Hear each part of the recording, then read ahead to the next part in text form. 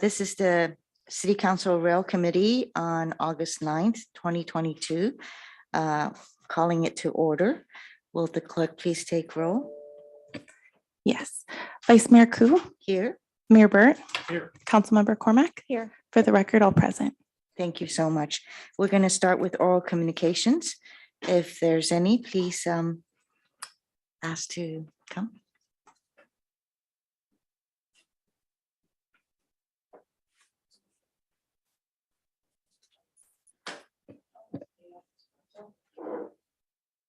Thank you.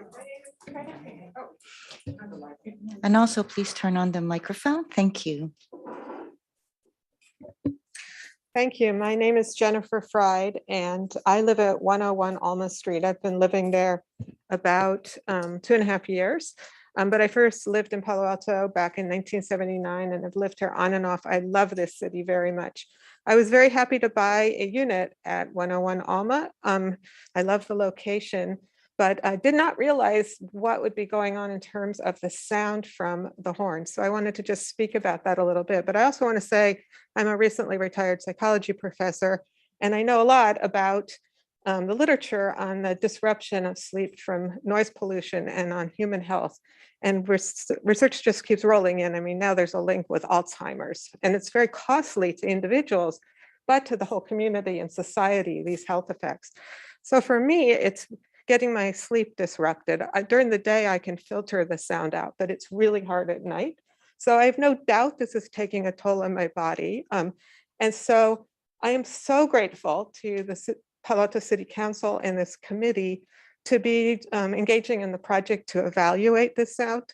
One of the things I was thinking the other day walking around the neighborhood is there are a lot of people in 101 Alma, as you probably know, hundreds of people, but also there are all these new units that are going up. And I realize they're in Menlo Park, not in Palo Alto, but so many human beings are going to be affected by these sounds of the horn. So I just wanted to let you know this is really affecting me, that the health and safety elements of this noise pollution are significant. And I appreciate your looking into this. Thanks. Thank you.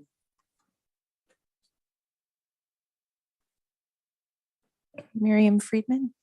Yes, hi Jennifer. I live in 101 Alma too, and I'm delighted to be here. First of all, I want to thank the committee for putting this on the front burner. It's been a long time coming, and we are delighted that there's going to be a study with Menlo Park and you, and that supposedly, hopefully in about a year, we'll have a response, which again, I hope is less horrible horns. Can't do anything about the trains, but the horns. Now, our building, first of all, I'm Miriam Friedman. I've been here for about 10 years, and I too love Palo Alto, came from the East Coast, as you can probably hear.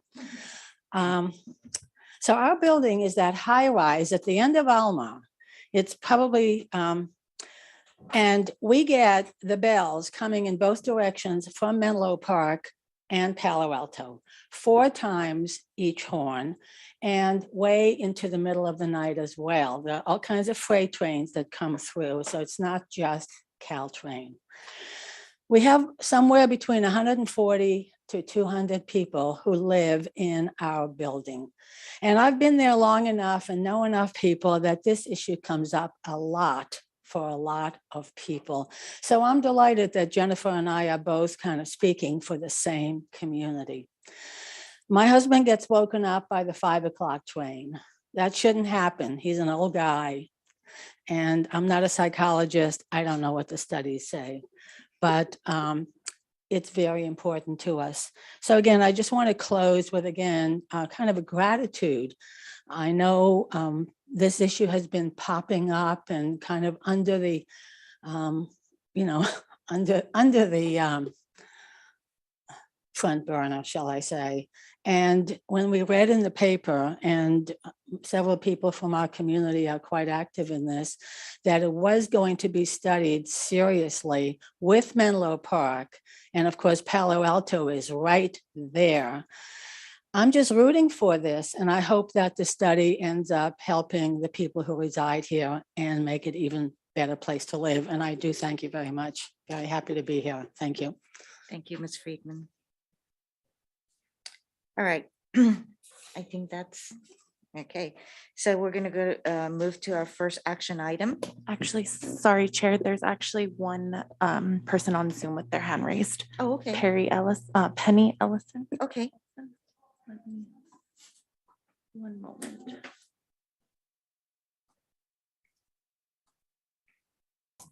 Can you hear me okay? This is Penny. Yes. Okay, thank you. So I just had a quick question. Is this the right time to comment on the action item, or should I wait until the action item? Oh, yes. If you don't mind waiting, Ms. Elson. I thank you. Thank you. I'll wait. All right. So now we're going to go to our action item.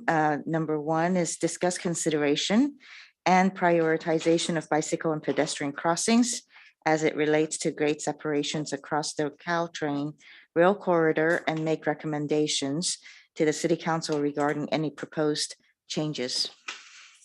Do we have a presentation? Yes, we do have a presentation. Clerk, Thank if you. can, please.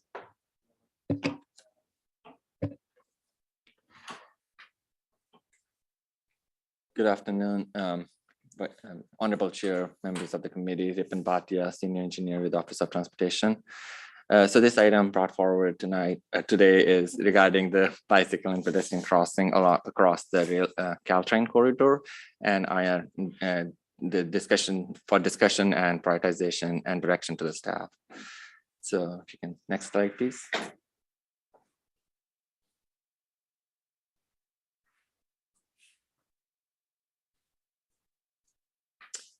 So we do have several existing grade separated crossings and at grade crossings, vehicular mode crossings at Embarcadero University and Oregon Expressway, couple of bicycle and pedestrian only crossing at California Avenue and Homer. And there are 4 at grade crossings. Sorry about the first typo. It's Palo Alto Avenue, Churchill Avenue, Meadow Drive, and Charleston Road. Those are in different colors, and the graphic below showing the approximate distances between the different crossings. Next slide, please. There are several documents over the last decades that have been prepared that identify additional locations where the crossings, bike ped crossings could be provided to provide a better east-west connections. The bicycle and pedestrian master plan has identified at least 3 locations at El Camino Park, Caltrain, Alma Barrier at Everett Avenue, the Seal and Park, Pierce Park connection, Matadero Creek, Caltrain under crossings. In addition, in 2013, a rail study was done, which had identified several crossings, including those 3 above, and 2 additional one at Kellogg and Alma, and another one that stated somewhere in the vicinity of Adobe Creek. Next slide, please. The El Camino and Caltrain Alma Barrier connection at Everett was proposed as part of 2003 bicycle and pedestrian transportation plan. However, over the years, it was identified that there were several utility conflicts and right-of-way concerns. It was identified to be a potential long-term project to be considered as part of the Stanford Medical Center expansion project. It has been on hold and continue to stay until additional information can be gained and prioritized. Next slide, please. The Seal and Pierce Park connection was identified as part of the 2012 bicycle and pedestrian transportation plan update. And this was intended to provide for a connection with a future bike boulevard on Seal Avenue that provides connection of the residential communities across the Caltrain corridor. Next slide, please. The Matadero Creek Caltrain crossing was also identified as part of 2012 bicycle and pedestrian plan. Following the 2012 update, a Midtown connector feasibility study was conducted in 2015, 2016. There were certain alternatives developed, not in major details. However, there was also a NV cap area on the other side of the railroad crossing that could provide for opportunities to do some connection as well as for outreach to the neighborhood communities that was identified. Earlier in 2019, City Council directed staff that this should be studied separately from the grade separation project, and therefore, it was it is part of separately now there. Next slide, please. Kellogg and Alma Street was also identified as a part of the 2013 rail study. It was also a crossing that was identified with a partial underpass alternative. So Churchill Avenue grade separation, partial underpass. And the City Council during the review in 2021 in November directed the staff to look into the merits between the Kellogg and Seal as part of the bike and pedestrian transportation plan update. Next slide, please. Finally, the Adobe Creek crossing. Sorry, this crossing was missing from our staff report, and I added it in the presentation only. And this crossing was also identified in 2013 rail study as a potential crossing, and the council had directed the evaluation of the bike and ped crossing in the vicinity of Adobe Creek as part of this grade separation project direction to the BPTP as well. Next slide, please.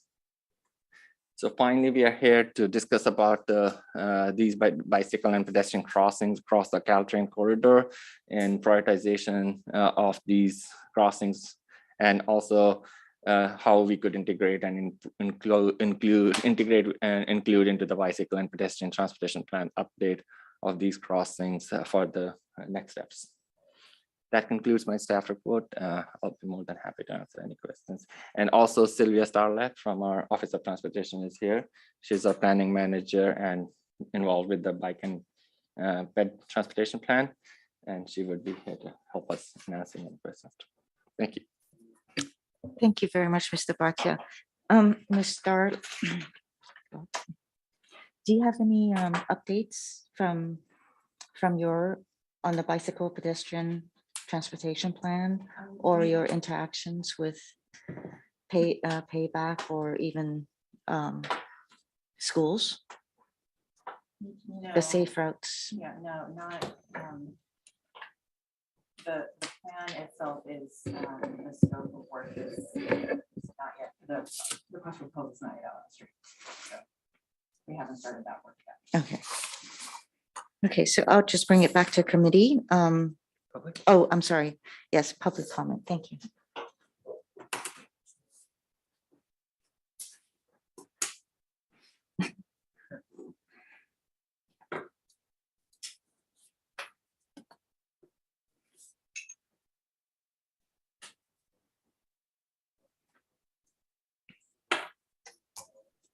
Hello, this is Penny Elson. Can you hear me?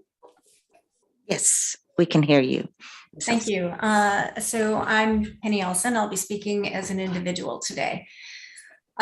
There are 5 existing grade separations north of Oregon Expressway and 0. I'll say that again, 0 existing grade separations south of Oregon Expressway. This disparity is a problem today recognized in the 2012 bike plan and will be a much more serious problem for South Palo Alto during the upcoming grade separation construction period and going forward. Construction of all 3 grade separations being considered for South Palo Alto will require road closure and/or lane reductions. Where will that traffic go? Cars may go to already congested San Antonio or Oregon Expressway, but neither of these routes is a safe or convenient alternative for bikes and pedestrians. How will students get to school? How will regional commuters get across town to SRP? This is a non-trivial problem for bicyclists and for motorists, perhaps worse than you think, because if those kids don't have a safe route, their parents will put them back in cars. Understand this. Every student who is driven to school generates 4 car trips per day for drop off and pickup, in and out in the morning. That's 2, in and out in the afternoon, 2 more, that's 4 per day. parents with students who are old enough to drive will accelerate effort to get those kids licensed and driving, and this will undermine the bike culture we have worked decades to establish. It will be very difficult to rebuild. The need to solve this problem is urgent, and the policy basis for getting started right now is already in place. The 2012 BPTP, without fully understanding the safety implications of the grade separations we're now considering, offered ABC2, recommending a project to construct a grade separated ped bike crossing of Caltrain in the vicinity of Matadero Creek, which Ripon just a few moments ago outlined.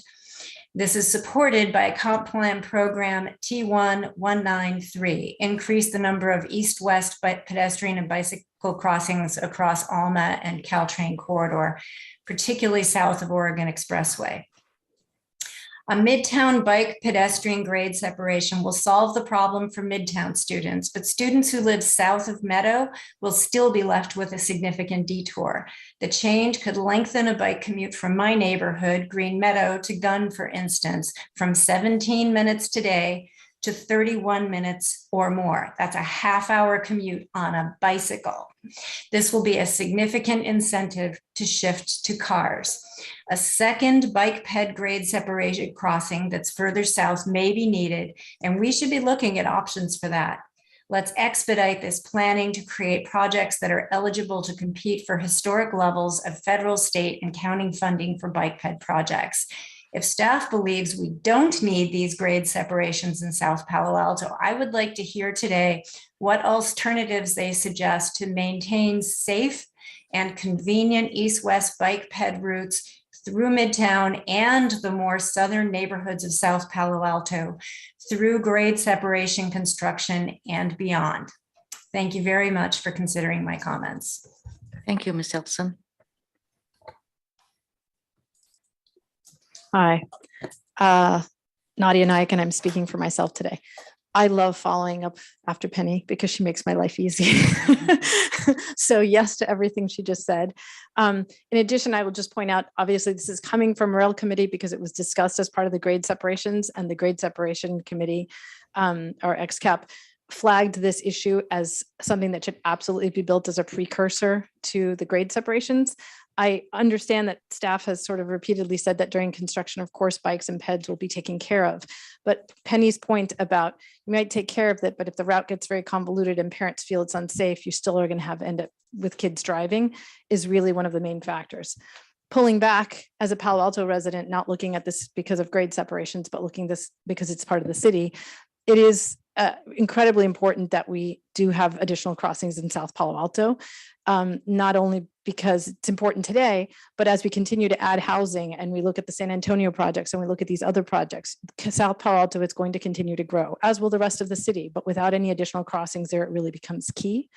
This also meets your goals of sustainability and long-term bike plans and all the good things that Penny said. And she pointed to all of the right codes and all the right letters. So I won't repeat that, but I will just say this makes sense on a lot of fronts. It happens to be coming out of Rail Committee, but it isn't just about trying to fit this in the bike master plan. It's not being called that, but the main transportation plan.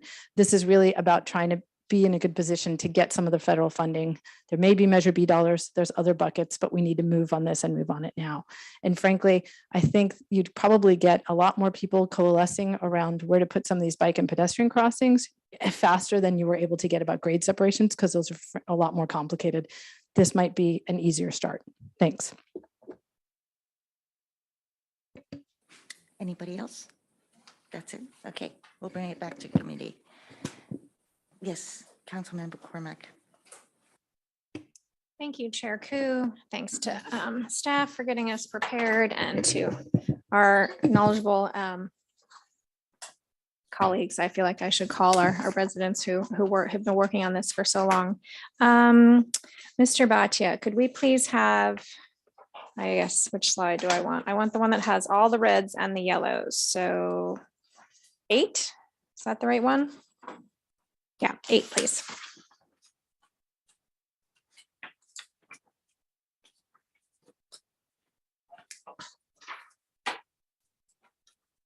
All right, so while that's coming up, Okay, two things. I mean, I don't, maybe I need stronger reading glasses, but it's impossible to see enough detail in these slides about the location. Like I didn't get a computer up, but like I could never make, I don't know which one is Everett. So next time we need like a much better overhead so we can see exactly which ones, because when we get information from people who live there, they're always talking about, real details and, most of us can, okay, enough said. All right, slide 8, fantastic. It's interesting to put these all together and wonder if, we should just sort of reorient a bit and up level and think like, where are all the places we need one? And, just from a, we're going to have another one. Is that Charleston there? The one that looks like there's a blank. Correct. So Okay. Two other crossings between the bottom. That's Charleston and Meadow in the middle. Yeah. Okay. Blow up just that. Yeah. graphic so that we Yeah. can- I'm not the only one like, staring at. Yeah, that'd be fine. I No, don't. but This has got the other information. We should be able to use. Yeah. Oh, great. Thank you so much to the clerk. That's super helpful. Okay. So I guess it just occurs to me, we always have a lot of super detailed discussions here, and there's a lot of looking back in this particular topic to what we said last time or a number of years ago. And I'd like us to take maybe a more Bayesian approach and think about what we've learned since then. And a lot of what we've learned since then is some of the things that Ms. Elson was talking about. If we make bicycling hard, people won't bicycle, right? And we are, with the change in the kinds of bicycles we have now, like we really are at a new stage. And I wonder if what we should be doing is thinking, what are all the places we need these, instead of fighting over which one was in which plan and what does this have to do with the train or high-speed rail or grade crossing, and just say, where do we need all these? And just, looking at it, if we get one there at Charleston Meadow or 2 or whatever it is, and whether it's, we can certainly fight later about whether it's now in the middle or later, valid discussion. But what I like seeing is the red and the yellow put together. And I'm wondering if this is how we should be thinking about it. We want to do all of these. Sure, at some point when, we do our bicycle pedestrian plan, it's hard for me to imagine we wouldn't want one at each of these places. So that's my thinking. I always love, visuals. They help me a lot. Thank you so much for that. I wonder if that's how we should be going about it. And then within that framework, if some of these we could maybe get some money for early, okay. The only concern I have, and will always have is that to the extent we use up grade separation money from whichever bucket it comes from on something that is not accessible to cars, I worry that we won't have enough then when we need to, come up with even more money for the main separation. So that's my thought as we look at this. And then I'm not 100% clear on what our action item is today. What is it that staff would like from us today, or the chair?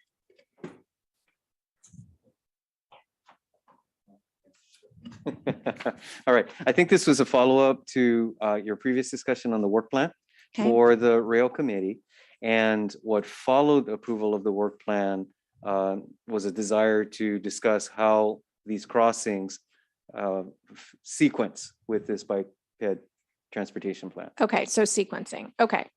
So totally here and can see the big old blank space right there in, my neighborhood, Penny's neighborhood, the place where, we want our kids to be able to get to gun and everything else. So looking at this, I guess we'd have to talk about, which I hate to do, north, south, or Churchill versus all of this. Yeah. Okay. I'll be interested to hear what my colleagues have to say, but from a sequencing standpoint, yeah, sorry, more to add. Yes, I thought it might be helpful for your comment in what might follow. Sorry, I came into the meeting late. I was asking whether staff had had a chance yet to talk about the scope of the BPTP, this bike pedestrian transportation plan, and timing for that work No, itself? not yet. But I know my, colleagues are interested in advancing some of that work ahead of the plan. So that's a pretty big responsibility for those of us in this room to figure out which is the one that we think we need the most and would have the best chance of succeeding. I think we can probably get there. Yeah, thanks. Thank you, Councilmember Cormac. Mayor Burt? Okay, thanks. So on the aspect that City Manager Shikata just mentioned, on page 3 of the staff report, it summarizes the timeline and the current work plan. And that puts out, if we hold to schedule, feasibility studies that would follow the bike and ped master plan. I think it was clarified that we still don't even have the RFP out for the consultant on it. Is that correct? And so I don't know how much behind schedule, but it seems like this is now pushing 2 years behind schedule. And when some of these things were looked at before, it was in the context of, well, we have this imminent bike and ped master plan, and can we fold it in? Well, a couple things have happened. That's been delayed, and we've had a change where we now have historic federal and state funds available for active transportation programs like these crossings.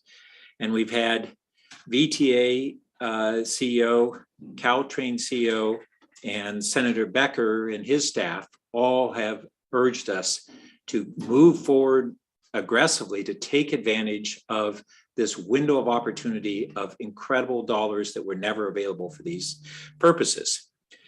So then we run that up against both the current plan and the staff resources to be able to do both of these things at once, move forward potentially on pursuing preliminary designs and locations so that we would become more eligible for those grants, while not setting back the bike and ped master plan.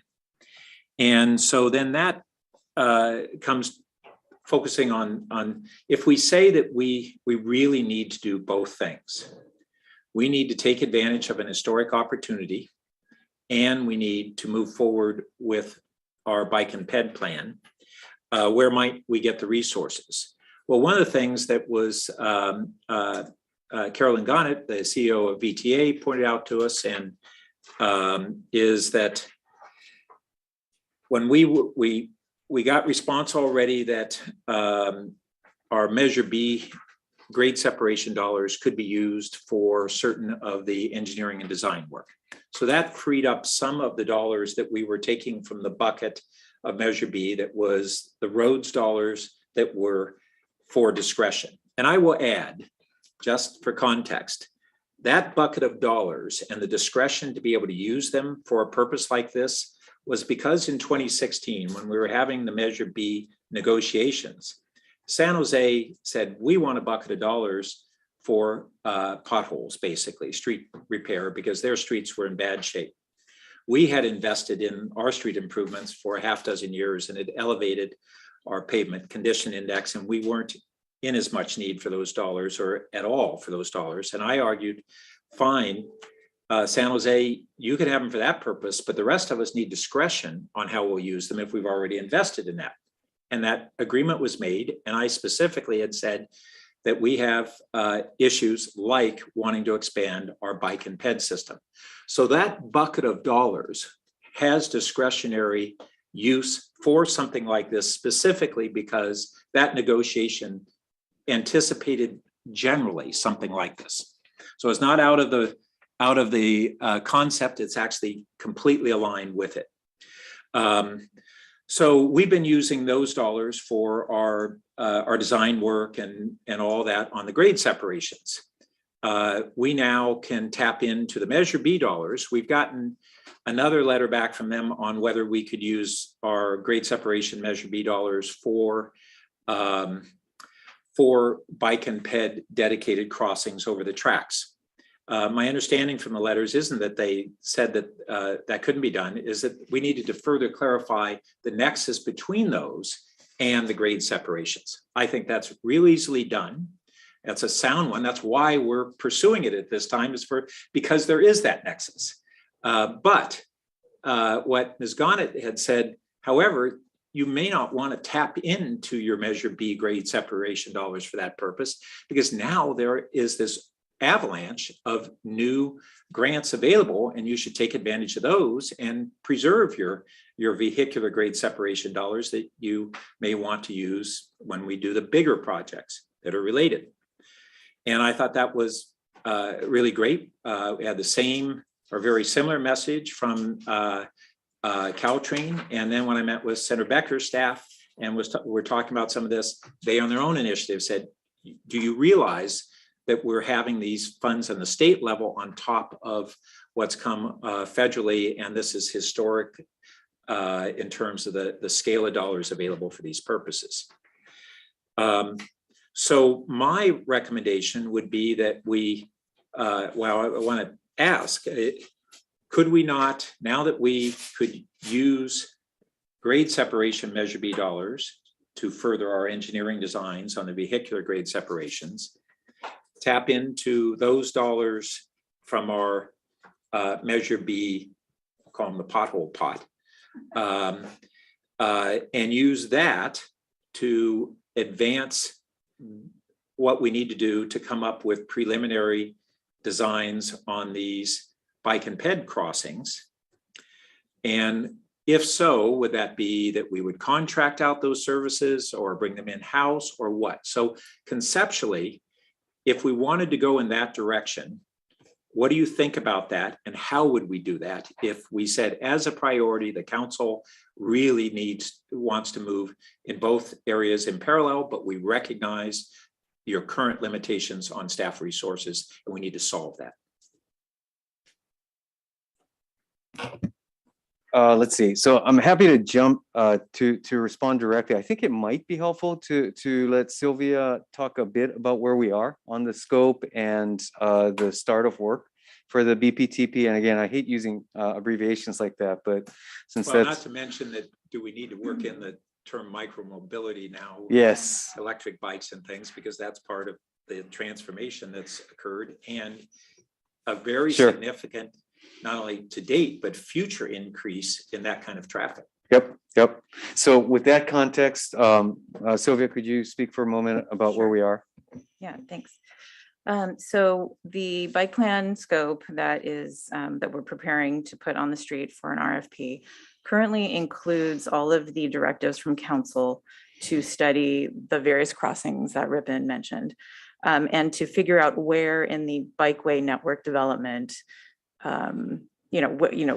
which ones make sense, which ones already have connections, and based on community needs, where they go. Our bike plan also includes project prioritization task, which we did not have before, for all projects in the bike plan. This bike plan is also different from the last one in that it includes much more community engagement than before. The community engagement, I think, is the key piece here, is trying to, in what you're trying to solve. And I think that we could change the scope or like reorganize the tasks, let's say, so that the plan front loads the outreach on the crossings as we do the outreach for the whole plan in general. We can make sure that that work is included. And that information will then get fed into the bike plan network development.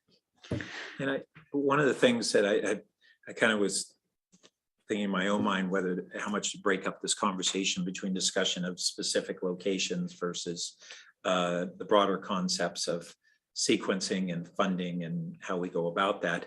But one of the things that I wanted to just mention, because we have a need to discuss kind of this South Palo Alto crossing, we'll call it the Adobe Creek area, but who knows what might be. And then one that is Midtown, basically. It's technically South Palo Alto, but it's just a bit south of Oregon. And so it's really a Midtown crossing.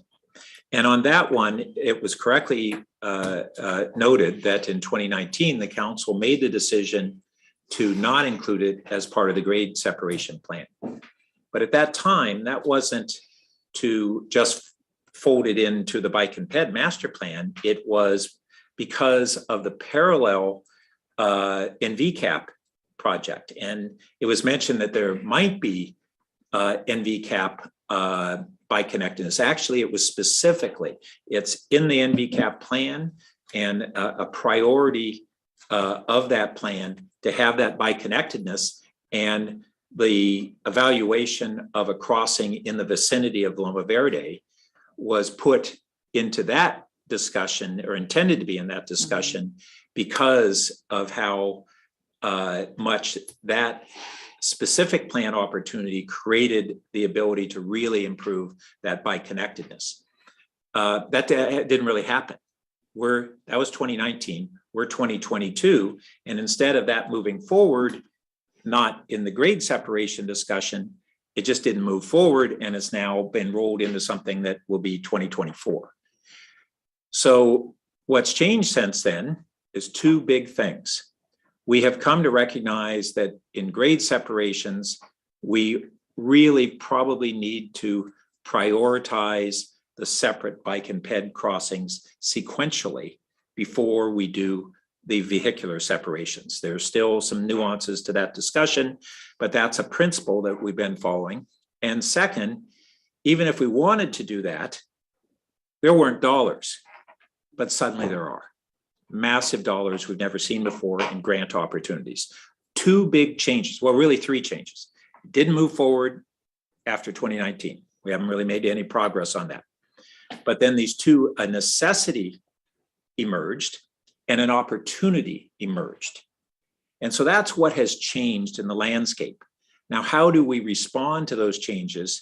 And I think it boils down to, okay, we need to expand our resources and figure out a way to be able to proceed in both paths, either in parallel, or as Sylvia mentioned, that we kind of a front loading. It's not so much in parallel, it's part of it, but a front loading, but some way that we do that. And we have to understand how far we need to get to become eligible to apply for those grants. So if that window of opportunity, and it's not a single year, it's a succession of a few years, but each year is a funding cycle. And if we've got several, we're probably not going to get them all in the same year. We're not going to be all ready for all to pursue them all at the same year. But we need to understand, what's that threshold? How far do we need to get? And what will it take to get there to become eligible for that funding? And for that matter, are there any other funds that are available for not just construction, but at earlier stages? I don't know the eligibility requirements in those different pots, and we may find that we could even tap into a fraction of that, not the big dollars, but preliminary dollars that would help prime the pump on accelerating this. We're not going to be able to clone either of you, and you're not going to be able to fit this in your spare time because you don't have it. So we have to look at how we expand the bandwidth. So if I could respond to a few of those points, and then I'm going to add one more variable that I think ultimately staff will need the council's and certainly the committees, but ultimately the council's direction on. To your point, Mayor, the existence of the new funding stream does provide an opportunity such that it does provide an important window. And in combination with the variety of both existing as well as new funding sources, the availability of the construction funding appears to be better than it has in the past. The getting positioned for those grants typically does require having a level of design completed in order to be most competitive. So here's the challenge or additional dimension I'm going to pose, and I don't mean this to be present something of a puzzle, but it's a puzzle nonetheless, and one that we will, I think, certainly need the council's feedback on. Okay, we'll see if we can do that.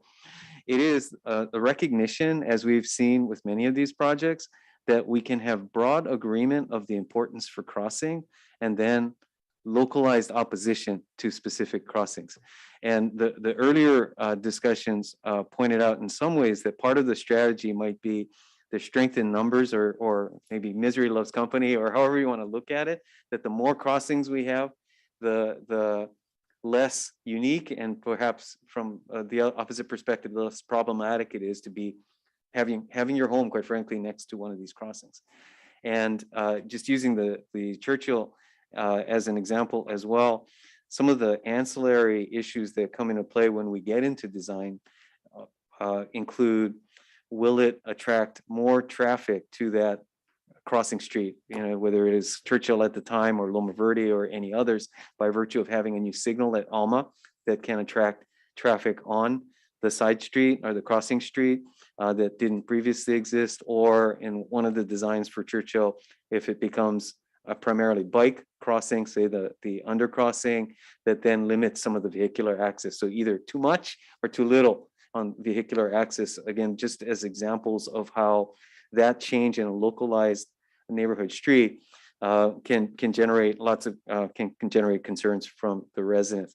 So there's something of a question of how to set up the planning process and the engagement process that anticipates that dynamic and is positioned in a way that allows us to overcome what I think is an understandable dynamic in a way that again provides the benefit for the community overall.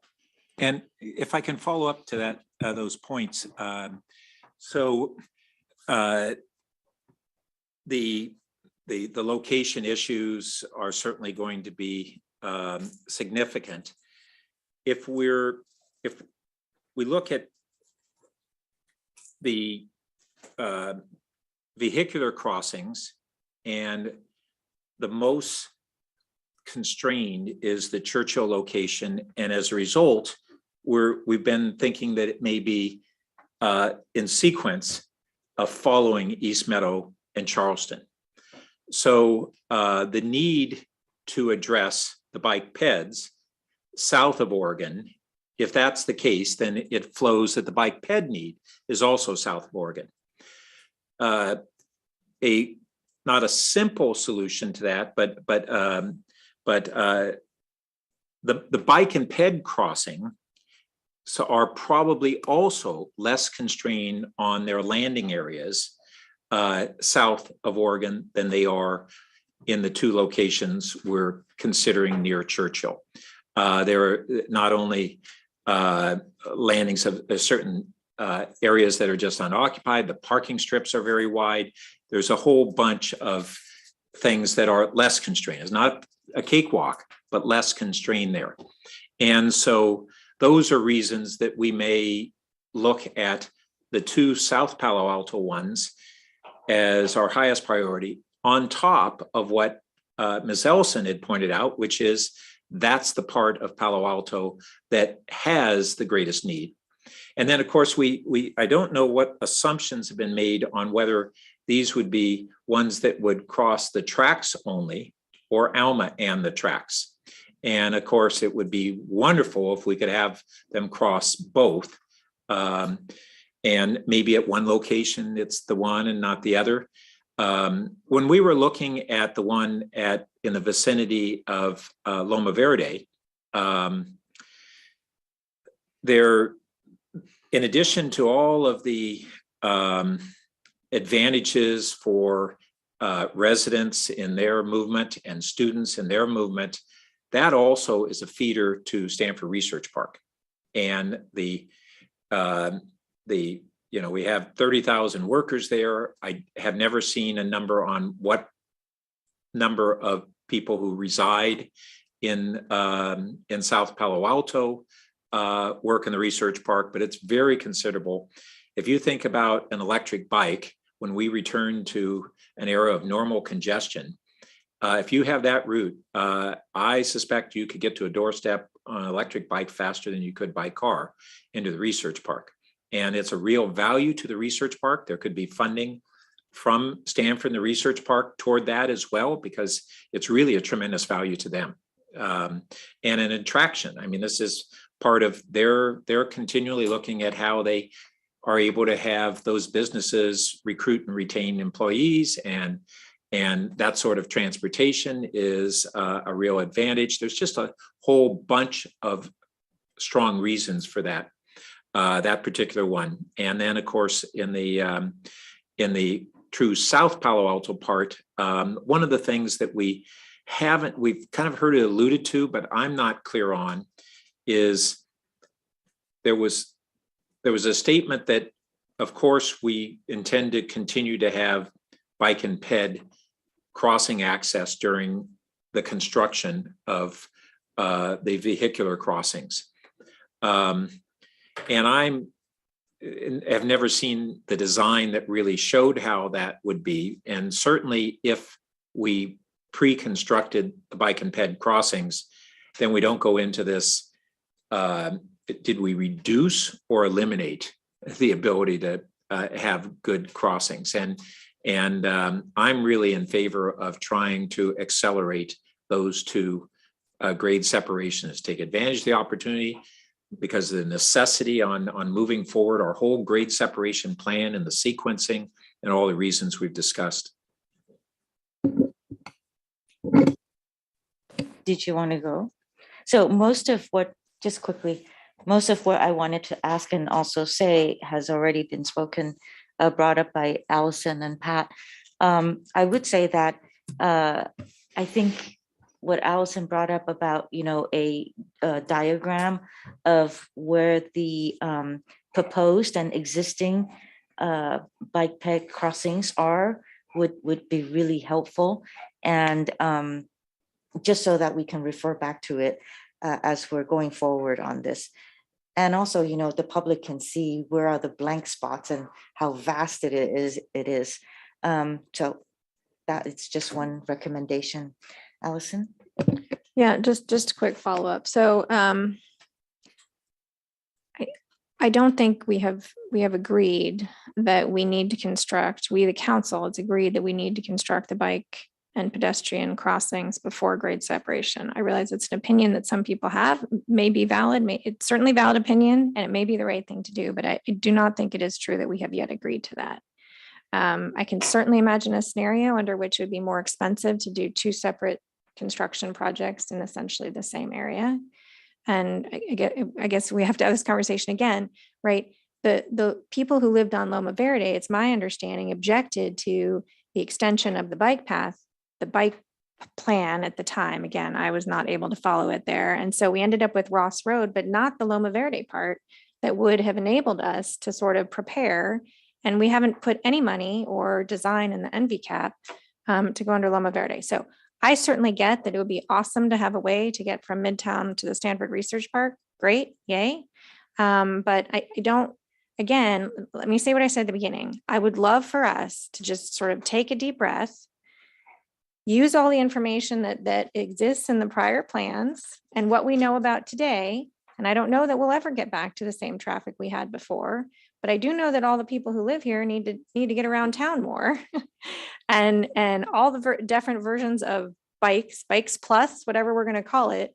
I think we need more crossings. So what I think we need to, still narrow down is, are we asking staff? And I think this was sort of the open-ended question that Pat was saying, like, do we just have to hire another person, to work on this? And then finally, I think staff is politely dancing around community engagement. So again, I will say the two words, Ross Road.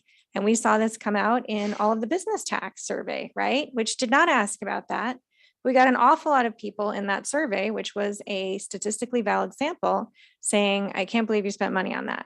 So I think staff, and I know have gotten the message that we have got to be more clear about what we're doing and why. And that is going to take time. And if we miss a window of opportunity to get some extra money, that's too bad. But we all know, what this community is like. It wants to know and understand the details. And so that's where I am. It's obvious that we need, a better way for people to get across the train tracks in Alma, in that blank section. How we're going to do it and when we're going to do it, I don't think that's decided. And we have got to do this community engagement. And that's going to take a while.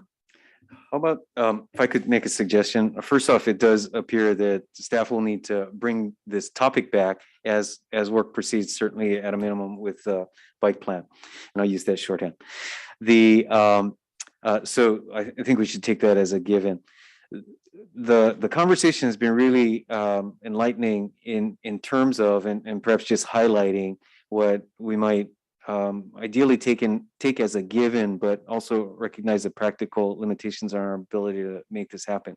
And so let me propose that it would be ideal if we could basically not have the rail line as a barrier between east and west of Palo Alto.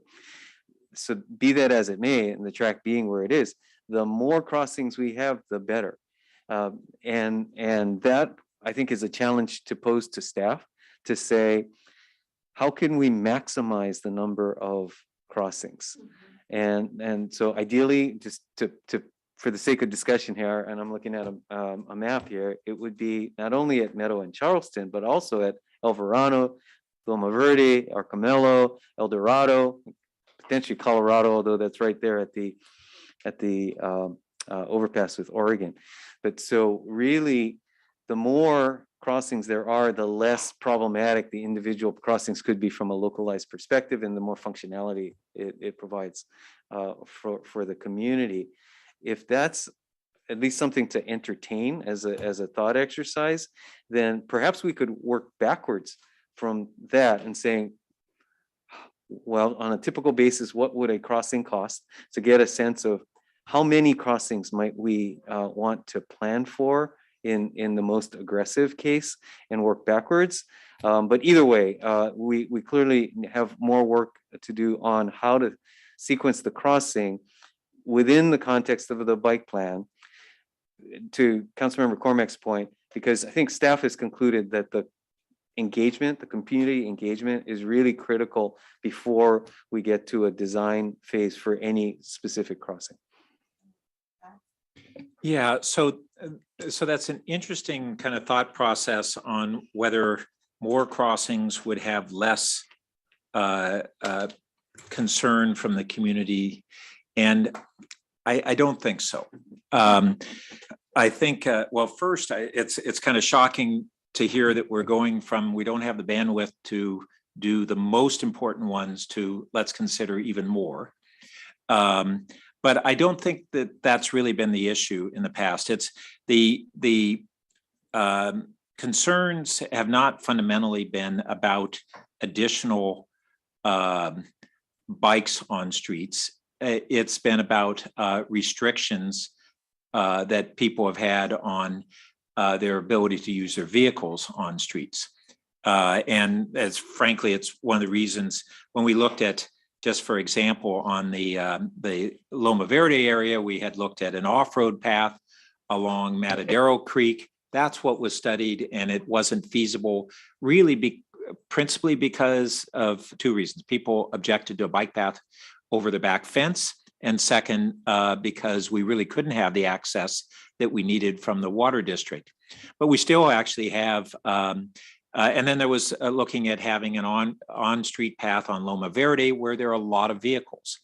I think the greater likelihood is El Carmelo, which is a very quiet street. We could have very limited restriction at one location, which just further reduce the number of cars. It hooks into at Hoover Park, an existing, not well-known bike path that goes all the way to Middlefield. So I suspect that that's a good route and a real valuable one. But I did want to make two other points. One, I think it's your point on connectedness is critical, and remember the whole grade separation plan was about connecting Palo Alto, and then we talked about closing off crossings, which was a little non sequitur. But one other thing that we just haven't put into this is the importance of us continuing to expand our bike, ped, and micromobility as part of our climate plan. And as that is elevating, what we have always been comparatively strong as a US community in doing, that becomes even more important. But I'll just add that the sister cities that I visited in Northern Europe, ones that had been good bike cities a decade or 2 decades ago, but not great by European standards, maybe outstanding by US, they have upped their game tremendously. And they just find the whole community values their community more because this has just taken hold even more. And we in the US just continue to struggle with that transition of really finding that transportation as not only healthy and joyful and accessible, and that accessibility has really changed now with a lot of these new vehicles between electric bikes and 3-wheel cargo bikes. I mean, we really don't have barriers of age and kids and all those kinds of things.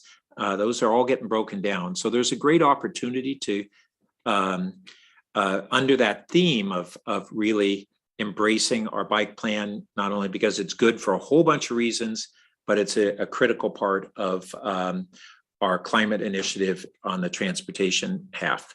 So I think that on the political side, the just really apparent expansion of community commitment on the climate initiative presents a great opportunity to reconnect how these two things fit together. And we've always kind of made those arguments, but this is a renewed opportunity. I think the community, more and more of the community is really committed to addressing what is a more and more urgent matter on climate initiatives. And so I see that as a political opportunity. I've asked Nadia to join us. If you have anything, comments? Yeah, I think Councilmember Cormack made an excellent point, which is a map would be super helpful. So I've provided the clerk with the map that's actually from the rail corridor study that's mentioned in the staff report. It's page 47 for anyone who's following along at home, probably Penny. And so that map shows the prioritization that they had come up with. You'll see on the map there's E's and P's. So the E stands for an existing crossing. The P is for a potential crossing. And the E with the triangle indicates a critical intersection of improvement. And you'll see in South Palo Alto on the right side of your map, that's basically Meadow and Charleston. What's really helpful is the lines on the bottom that indicate that there's only about 1/3 of a mile between Meadow and Charleston, but then you have these 3/4 mile gaps to the left, to the north, and to the south, basically, of where those other potential crossings would be. And so following from where Meadow is to the left, that P, that potential crossing site is, I believe, the Matadero Creek area. So we shorthanded as Loma Verde, which it caused confusion because that makes it sound like it was part of the Loma Verde bike plan with Ross Road, but really it was about Matadero Creek area because there happens to be extra space back there, in part on the Caltrain right away. When Fry's used to be a cannery, they also used to load onto rail cars back there. And so there's an extra Union Pacific rail siding back there that allows for a little bit extra space to be able to run something parallel on the back of the tracks. In addition, the city has some, part of my non-technical terms, big utility stuff back there. And so that is a place that was identified as a place of interest. But I think these dots and the distances really help illustrate the things that Penny was talking about and why it's so difficult, and just the sheer number of crossings that there are north of Oregon compared to south of Oregon. And when you talk about prioritizing these things, this map is probably going to be one of the most useful ones that you have to do that. So I just wanted to highlight that for you guys. Thank you. So just moving forward, I think that our next steps, I mean, I appreciate your recommendation and your suggestion about, connectivity. That is indeed important, and how to go about doing it and what Pat had said. So now it's just looking at this and looking at what is your office able to do? Yeah, I think, again, using the opportunity we have with the RFP soon to be completed for the overall planning to incorporate this front loading, I think will be an important step for us to define a little further. And so when do you expect that we would be able to revisit this? Sylvia, any thoughts on that? I don't know if I can get it. We have to get the RFP out of procurement. at this point, Okay. So, All right, so we've got some administrative steps. So if not your next meeting, then certainly the one after that. Okay. Also, yes, please. Do we have any sense, like if we were going to pre-build one of these connections before we separate the train crossings, is there some distance? Like I can imagine a scenario under which I'm going to pick El Verano because it looks like it's about in the middle and it's got like a name on it, if we, in our collective wisdom, huge leap, decided that El Verano was the right spacing, would that qualify for what is technically grade separation funding, or would we be going for some other pot of federal money that is not tied to grade separation, it's just tied to climate and bikes? Like, do we have any distance constraints around our, let's just use Meadow and Churchill. Sorry, I don't mean Meadow Churchill, I mean Meadow and Charleston. Understanding the question, I don't think we can really respond to that directly right now. It depends Yeah. on we'll call it the nexus. I can imagine it'd be a problem. Well, can I add that I think you're equating new grade separation funding with new active transportation funding. They're not the same I had both pots. in my question. Okay. I had both in my question. Like, would we be limited to the ones that are not grade separation funding if we're constructing something that's too far away? So I can imagine yeah. that might be So I possible. guess the answer, I don't know whether the grade separation dollars even apply to bike and ped crossings at all on Yeah. the new federal and state dollars. Yeah. The Measure B dollars are what we're arguing.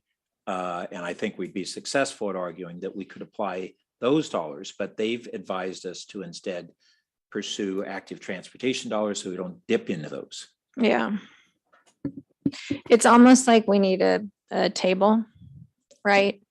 That lists because we're having a lot of conversations. It'd be helpful for me the next time we do this to have a table, like what are the types of money and, that kind of thing. So we can, and any constraints you guys have talked about, what stage of design would we need to be at? I mean, I realize this is work, but for us to go from discussion to decision, I think I'm going to need one more level of detail to be confident spending, your precious time on this. But, my takeaway from today is I think we need to do more than we've been discussing. And I realize it's painful to wait for this plan, but listening to what you're describing, the plan is going to help us. It's going to take longer to do the right thing, but we're just going to run into roadblocks if we shortcut the process. And we all know this, right? We cannot shortcut the process here. And that means we get to better outcomes, right? Eventually. Something you mentioned, Allison, about you weren't sure that the council had actually approved the looking into bike and ped crossings. Can that be confirmed? Because I thought we did. Sorry, just to clarify. Yes, we're doing that. I don't believe that the council has determined that we should build additional bike and ped crossings before the grade separation. Some of us feel that, and I don't recall us deciding that collectively. For some reason, I thought we did. Well, I think it's in between. I think at our last grade separation meeting, maybe Nadia will even be able to clarify this, that that there was, as part of the council direction, to pursue this, not a decision. I think it was. I think it was more than that, but we'll look at what's actually was the council action, but it was elevating that and wanting to begin to evaluate that as a priority, but that's different from the definitive actions. So with that, I'm sorry. did you have? Yeah, so the clarification is you're all sort of right. So you did not specifically vote to do any grade separations or any bike ped separations ahead of a grade separation. You did, and it's included on page 3 of the staff report, asked to consider the merits of Seal versus Kellogg and look at some of the other improvements. So it was sort of a bit of all of it. And part of it was, I believe you did talk about by reference to refer this entire discussion to the rail committee, which is why we're having the conversation today. So we can have this conversation, but not implementing it or moving forward with actual work. So the other thing is, I would also like to find out if we can revert the language or the title of Loma Verde back to Matadero, just to clarify that it is Matadero. Not freak out people. Yeah, not freak out people. Is that going to need a vote, or is that something that can be done? Or do we have to ask council permission? Actually, on this report, I have referenced Matadero Creek, so we can continue to use that Okay, term. that would be great, just so that we have some consistency with what we're saying. Okay.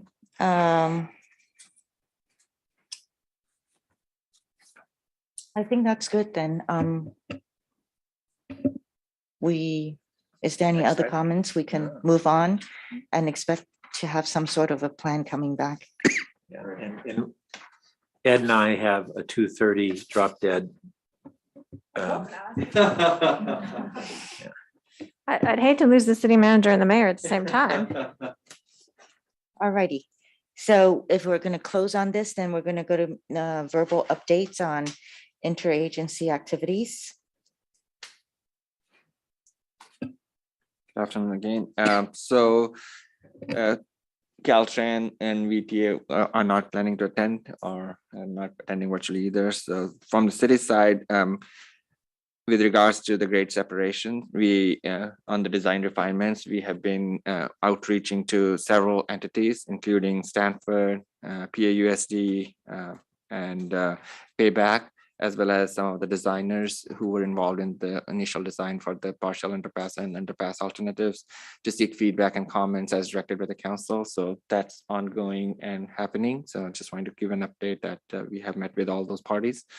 In addition, we met San Francisco Quito Bridge. The Caltrain came and provided us the quick overview of their analysis, and we have requested them to come at our next meeting, rail committee meeting, and they will be providing an update to the rail committee as well on their findings, as well as their study analysis and their what they have found as a result of this initial study.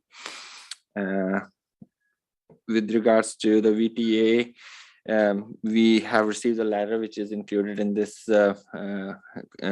package as well, regarding the use of additional funding for the additional studies, and they are still evaluating for you, or like Mayor mentioned, for the ped bike crossings, if we could utilize that funding for those purposes. I've also, with regards to the quiet zone study, we met with the consultant and did a kickoff meeting, and they will be formulating a timeline as well as schedule The overall timeline is about a year to 13 months, where they would be looking at connecting with the CPUC on diagnostic meetings and doing the data collection and analysis and conducting the study report in accordance with the FRA requirements for making an application to FRA and doing an outreach.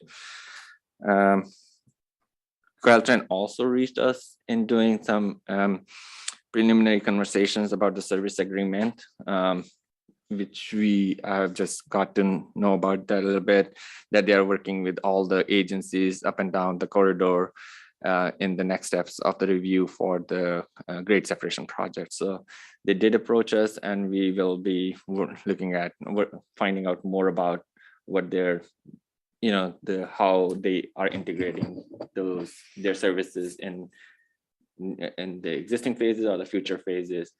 So Ripon, it might be worth just to repeat that, because I'm not sure that folks understand the implications of this. Caltrain has reached out to our city staff to say they think it's time for them to get involved with our grade separation projects. And as such, there's a conversation of establishing a memorandum of understanding that would describe roles and responsibilities in their involvement. Now, that's good news.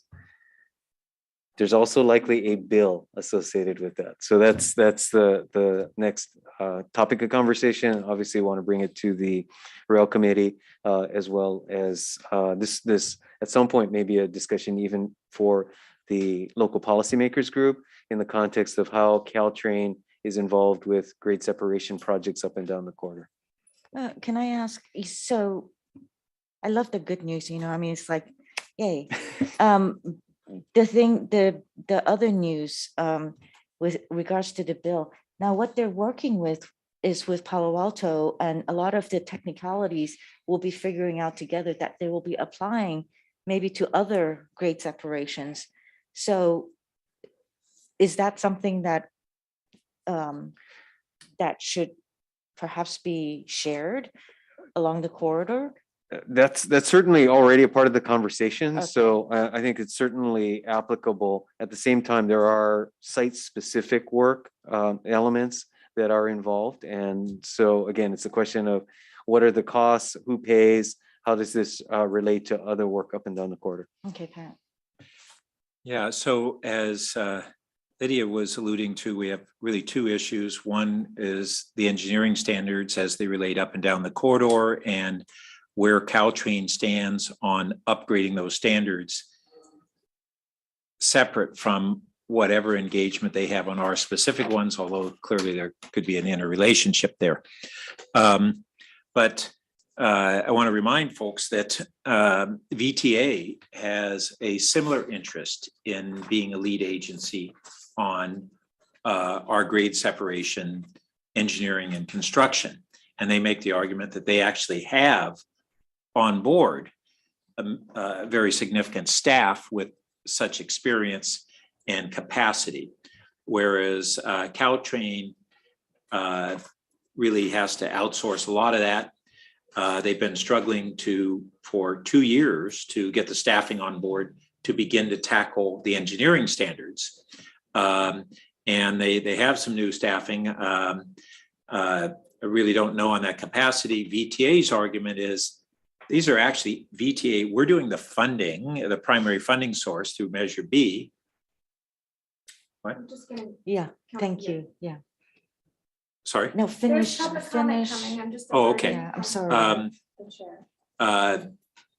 And they have this technical capacity, and that they'd be better suited. Good news for us is if we actually have two different agencies who have a strong interest, that might work out. Or if there's some kind of competition for who gets to be the lead.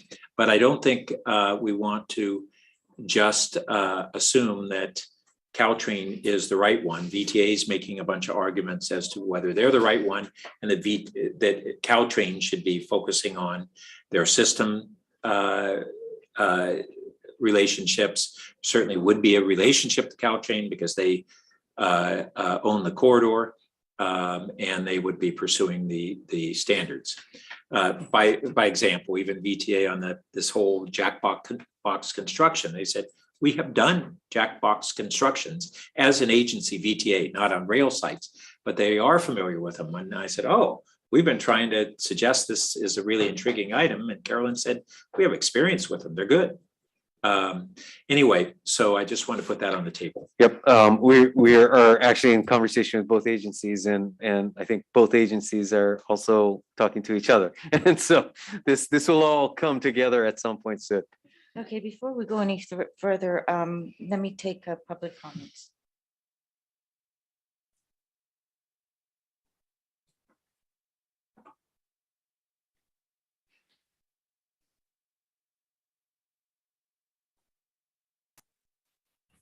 Thank you. This is Penny Elson. Can you hear me? Yes, thank you. Great. I just have a quick question. For the moment, I'm not speaking as chair, but I have a question that relates to payback. So staff recently brought plans to payback. And I would say overall, my assessment is that the group was really disappointed with the quality of the bicycle pedestrian components of the projects we looked at.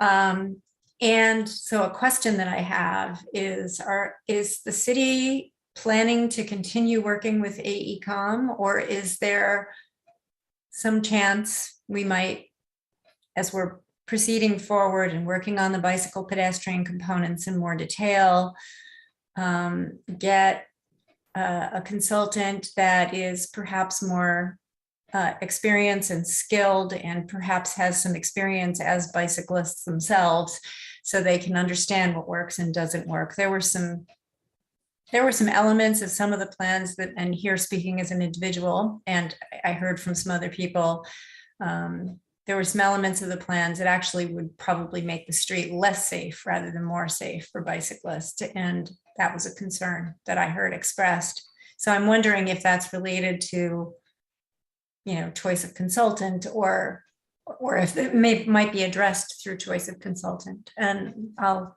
lower my hand now. Thank you. Thank you, Ms. Elson. We have one more, Elizabeth Alexis. Hi, I was also at the payback meeting, which did not go very well. I think it's safe to say, and I think one of the factors was that the same consultants who I thought had stopped working on anything with bicycles, not only did they present, and these were people I think who don't really know much about bicycles to people who are only about bicycles, but they'd also even added new elements to the plans, which I definitely had not put in there, and which were really things that nobody who knew anything about bicycles would do. And as I said, I think it then started off poorly and went downhill from there. One concern I had is, we're talking about engagement, and I think it's really important. It may be difficult conversations for staff to be doing some of these presentations, but I think they need to be engaging directly with the people in these meetings, because they're going to have to work out these things together. And I think establishing some kind of relationship there is important. I also want to say that something that had come up just in our discussions before that meeting is the complexities of looking at an alternative like the parcel underpass, or the underpass, where it is more a bike and pedestrian network concept, and where, I explicitly think this needs to be extended out to Mitchell Park, where you'd have some possibilities of some protected bike lanes where they really aren't now. But then if they're not in the bike plan, it's difficult to do that. So it's just a consideration to think about how we go forward with the bike plan, that we may need to have versions A and B, or maybe C, depending on what alternatives we end up going with for the grade separations, because I think you would look at different networks based upon what you choose. Thanks. Thank you, Elizabeth. Do you have a response for Penny? Well, perhaps Well, I'll give you my direct response, which is we have a contract with AECom and they are doing the grade separation work. They are not on contract to do the bike work. And so that will be a separate procurement. With respect to any concerns regarding the level of bike specificity, bike related specificity in the previous grade separation alternatives, I think I think, well, I'll speak on behalf of staff. I think we own that. We own that from the perspective that those alternatives were originally scoped primarily, or among other things, to focus on property impacts, to get an order of magnitude issue or understanding of the implications of those alternatives, with the presumption that specificity around bicycling infrastructure would be accommodated at a later stage. And so I think what we learned through that exercise is an expectation that that be better defined upfront and incorporated into the alternatives in a ways that we can all have a better visual of how they all fit together. Thank you, Ed. That's really helpful. And before we adjourn, I just want to say very quickly, I understand we have Caltrain coming next meeting in order to present. And I was wondering if perhaps staff and one of us, preferably you, because you have LPMG and that might actually be helpful to discuss some of the discussion points that we might want to have with Caltrain, just so that we're not grappling at the meeting. So we have a formulated session with them, since their time is so hard to get. And that concept sounds good. And I think it'd be good to even include Caltrain so that they're just ready to respond. I also wanted to understand on that next meeting, is it mostly to discuss the where they are in the engineering standards as opposed to their proposed MOU? No, the next meeting, they are going to discuss San Francisco Bridge analysis. I don't think they are ready for any of the other elements that you mentioned. We want to understand where they stand on this and their responses to this, and they understand that. I mean, in advance of the last time they were here, I met with them and I laid out, what we were looking for, and they were really appreciative. They were in a transition on key personnel, and they have the new people on board. And what they told us is by about now, they would be getting rolling on this.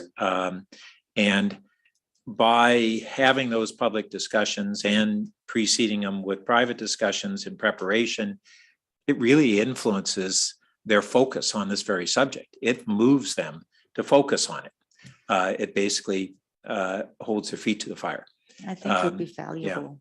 It'll be valuable for them as well, to kind of have an idea of what to focus on. So if that's something that maybe you can reach out to the mayor and set up a time for discussion. Mhm. Is there anything else given the time? Oh, yes, ma'am. I was just through the chair. It might be helpful so that this committee is ready to talk about San Francisco Creek next month, to bring back the original plans that were looked at for Palo Alto Avenue, because it's been a long time since anyone has looked at those. And there had been some community suggestions on alternate plans. I think Tony Carrasco had worked with Dave Shen on something, and then it sort of fell off of certainly XCAP's radar because it was officially removed from our work. But if you guys are talking about San Francisco Creek and any replacement, you're going to want a refresher on that. And I would recommend that highly that gets put in the staff report so that the public can also read along to be able to follow along on that conversation. That's a great idea. Thank you. Is there anything else? Do we want to confirm our next meeting? Sure.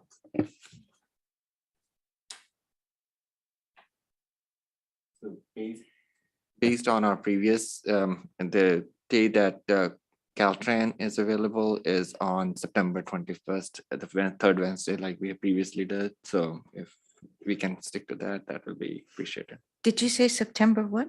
21st? 21st, okay. Third Wednesday. Okay. So I don't have that on my calendar. I don't either. And Yeah. I'm trying to.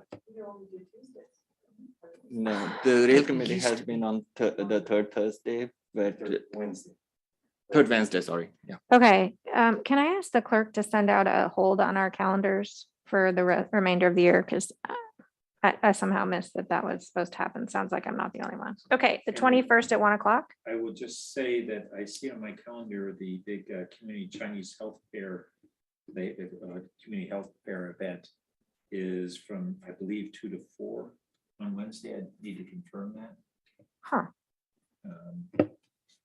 And I had agreed to be there for a portion of it, although conceivably if we have our 1 o'clock meeting, I could still get down there for the latter part, but I just Community, wanted to mention that. community health fair. Is Yeah. that the YMCA or the, Yes, it's through the. that's on August Is 20, it? I think it's August. It's a weekend. August Okay, It's a so 21st. Sunday. Somehow it's in my calendar.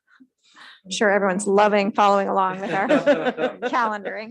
I know, I was Well, confused. I'm the like, problem was I no, I know. put It some happens things all the in. time. in that It happens to us. Okay, well, I that's like good to news then. laugh. So I just deleted it from that. I show up to places and nothing Oh, I is see it on happening. August 21st as well. So I Yeah, had you September had it in the right 21st place. and August 21st. You're both. going twice. That was it. Okay, All right, that's good news. Great. Okay, 1 o'clock. 1 o'clock. Okay, and with that, we're adjourned. Thank you so much for being here today.